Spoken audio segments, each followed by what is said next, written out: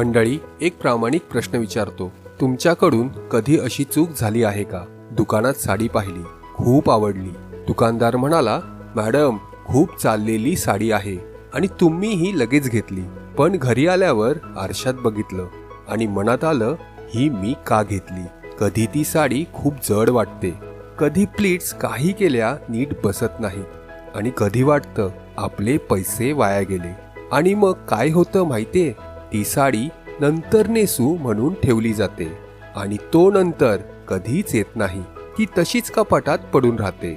खरं सांगू का, हे फक्त तुमच्यासोबत नाही होत, हे आपल्या घरातल्या बहुतेक महिलांबरोबर झालं आहे. पण असं का होतं?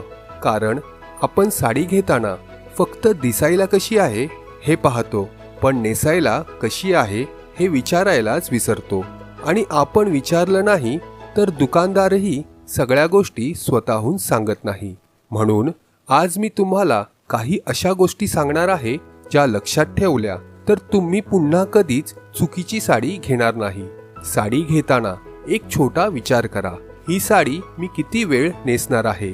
कारण दुकानात 5 मिनिटं साडी छान वाटते, पण 5 तास नेसल्यावर खरी जाणीव होते. जर साडी जड असेल किंवा फॅब्रिक कम्फर्टेबल नसेल तर साडीपेक्षा त्रास जास्त जाणवतो. विशेषतः उन्हाळ्यात थोडी जरी हेवी किंवा सिंथेटिक साडी घेतली की घाम, उकाडा आणि इरिटेशन सुरूच. आणखी एक गोष्ट, दुकानात साडीचा रंग खूप उठून दिसतो, पण घरी आल्यावर तोच रंग साधा वाटतो, कारण लाइटिंग वेगळी असते आणि आपण त्याला फसतो. आणि प्लीट्सचा तर वेगळाच विषय आहे. काही साड्या दिसायला खूप छान असतात, पण प्लीट्स काही केल्या नीट बसत नाहीत. मग कितीही ट्राय केलं तरी परफेक्ट लुक येत नाही. आणखी एक कॉमन चूक, ब्लाउज पीसकडे आपण लक्ष देत नाही. नंतर कळतं तो छोटा आहे किंवा डिझाईन मॅच होत नाही, आणि मग एक्स्ट्रा खर्च. कधी तुम्ही अशी साडी घेतली आहे का जी खूप सुंदर आहे, पण वापरायलाच संधी मिळाली नाही, कारण आपण आधीच ठरवत नाही की ही साडी आपण नेमकी कुठे नेसणार आहोत, आणि शेवटी घाईत घेतलेली साडी बहुतेक वेळा चुकीची ठरते.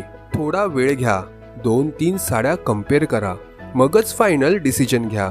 म्हणून मंडळी, साडी फक्त सुंदर दिसणं महत्त्वाचं नाही, ती कम्फर्टेबल असली पाहिजे आणि तुम्हाला कॉन्फिडेंट फील झालं पाहिजे. तेव्हाच ती साडी खरंच तुमच्यावर उठून दिसते. आता मला नक्की सांगा, तुमच्यासोबत कधी असं झालं आहे का की साडी घेतली आणि नंतर पश्चाताप झाला? तुमचा एक्सपिरियन्स कमेंटमध्ये नक्की शेअर करा.